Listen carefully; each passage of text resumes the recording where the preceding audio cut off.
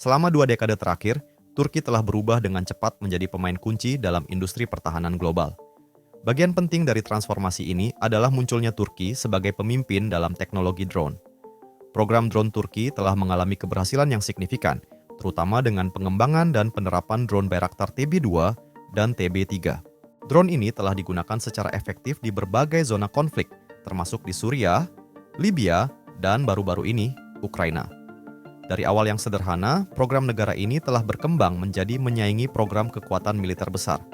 Sampai saat ini, drone Turki digunakan oleh hampir 35 negara. Itu menunjukkan jangkauan global dan kepercayaan yang diberikan pada teknologi pertahanan mereka. Tapi bagaimanakah Turki dapat membangun armada drone bersenjata terbesar di dunia? Dan apa yang membuat drone ini begitu populer saat ini? Turki telah mengalami pertumbuhan industri yang luar biasa dalam 23 tahun terakhir. Khususnya pertumbuhan industri teknologi militer, dan ini hampir menyamai industri negara maju seperti Spanyol, Prancis, dan Inggris. Sejak awal tahun 2000, negara ini telah menerapkan reformasi ekonomi strategis dan berinvestasi besar-besaran dalam basis industrinya. Hal ini telah menyebabkan peningkatan produksi industri yang konsisten dengan tingkat pertumbuhan rata-rata sebesar 5,7% per tahun selama dekade terakhir, jauh melebihi rata-rata 3,2% untuk Eropa Timur. Ekspansi industri ini tidak hanya mendorong perekonomian, tetapi juga secara signifikan meningkatkan kemampuan dalam memproduksi teknologi pertahanan canggih. Pada tahun 2022, pertumbuhan produksi industri Turki adalah salah satu yang tertinggi di antara negara-negara G20. Pertumbuhan substansial ini telah meletakkan dasar yang kuat bagi sektor pertahanan yang sedang berkembang dan memungkinkannya bersaing dengan industri pertahanan yang mapan secara global. Angkatan bersenjata Turki adalah salah satu angkatan militer terbesar dan paling mampu di dunia. Di dalam NATO, Turki memiliki pasukan tetap terbesar kedua. Setelah Amerika Serikat secara global, negara ini juga menempati urutan ke-13 dunia dalam hal kekuatan militer. Peringkat tinggi ini sangat mengesankan mengingat statusnya yang tidak memiliki senjata nuklir. Tidak seperti beberapa kekuatan militer kuat lainnya yang memiliki nuklir. Negara tersebut tidak memiliki persenjataan nuklir sendiri, namun mendapat manfaat dari pengaturan berbagi nuklir NATO yang menyediakan bentuk kemampuan nuklir tidak langsung. Kekuatan militer Turki tidak hanya dalam jumlah, tetapi juga dalam kemampuan strategis dan peralatan yang modern. Fokus negara pada pengembangan teknologi pertahanan asli, termasuk drone canggih, tank seperti Altay, dan kapal angkatan laut seperti fregat kelas Barbaros, telah meningkatkan kesiapan operasional dan keserbagunaan. Turki juga sedang membangun jet tempur generasi kelimanya sendiri, ini semakin menunjukkan komitmennya untuk kemandirian dalam pertahanan. Infrastruktur militer yang kuat ini memastikan bahwa Turki tetap menjadi pemain kunci dalam keamanan regional dan anggota penting aliansi NATO. Peralatan militer canggih buatan Turki yang kini diekspor ke seluruh dunia semakin memperkuat statusnya sebagai kekuatan pertahanan global. Tapi kali ini kita akan fokus pada industri drone-nya yang luar biasa yang telah mereka kembangkan. Kesuksesan Bayraktar dimulai dari seorang Selçuk Bayraktar. Pria kelahiran 1979 ini mengenyam pendidikan teknik di Universitas Teknik Istanbul. Dia kemudian melanjutkan kuliah di University of Pennsylvania, Amerika Serikat, atas beasiswa dari kampusnya. Di Pennsylvania, Selçuk menerima gelar master pada tahun 2004. Karena kecerdasannya, Selçuk mendapat beasiswa belajar di Massachusetts Institute of Technology dan menerima gelar master keduanya. Pada awal tahun 2000-an, Selçuk memainkan peran penting dalam mengembangkan Bayraktar TB2, drone yang sangat efektif dan telah mendapatkan pengakuan global atas kinerja dan inovasi. Bayraktar TB2 telah menjadi perkembangan transformatif bagi industri pertahanan Turki. Kendaraan udara tempur tak berawak ketinggian menengah dan tahan lama ini dapat beroperasi dari jarak jauh dan otonom. Pertama kali diterbangkan pada Agustus 2014, TB2 mendapat perhatian internasional dengan keberhasilan uji coba rudal pada Desember 2015, diikuti dengan penyebaran bom berpemandu laser dalam uji coba berikutnya.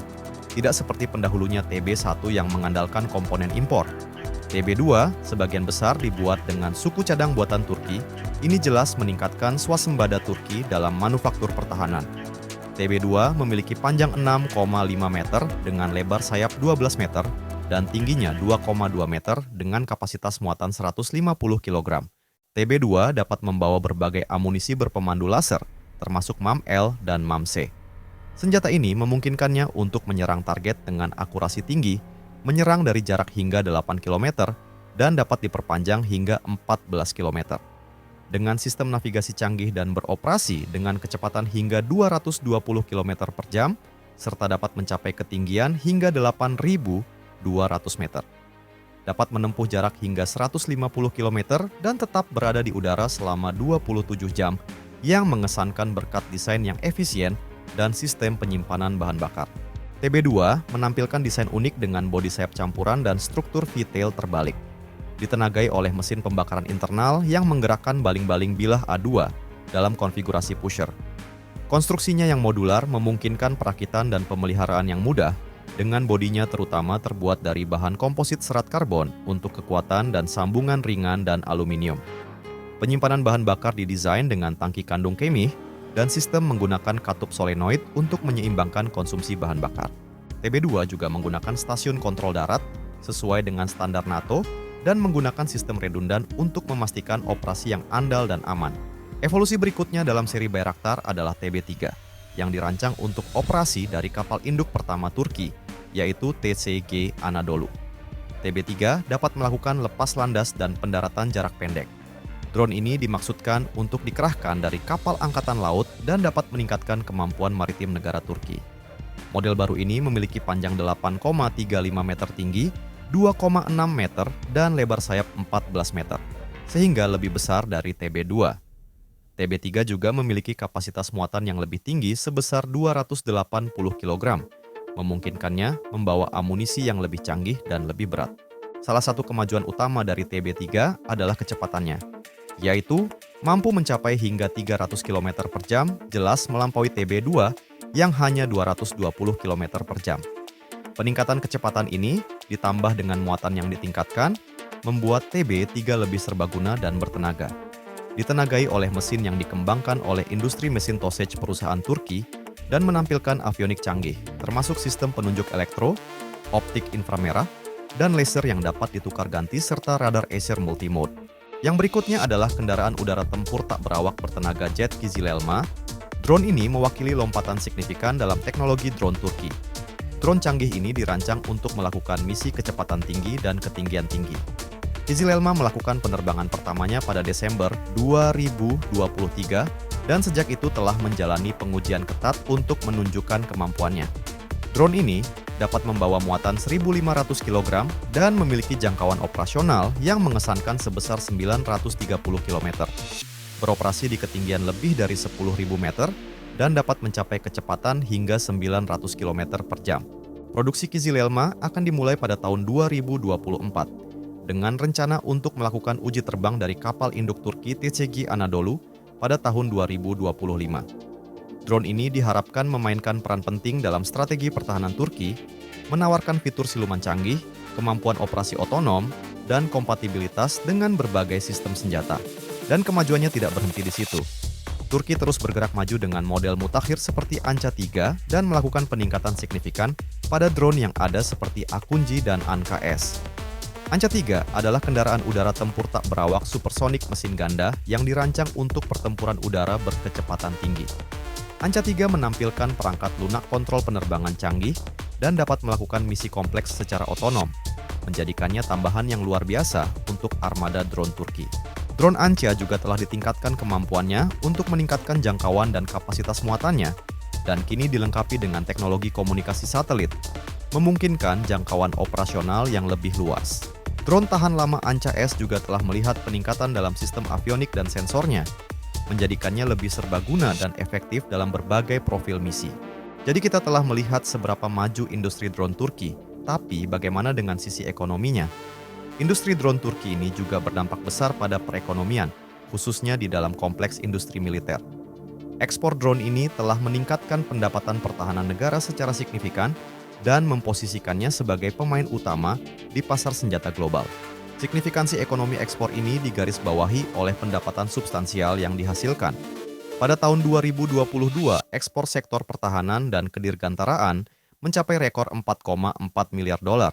Dengan penjualan drone menyumbang sebagian besar dari angka ini.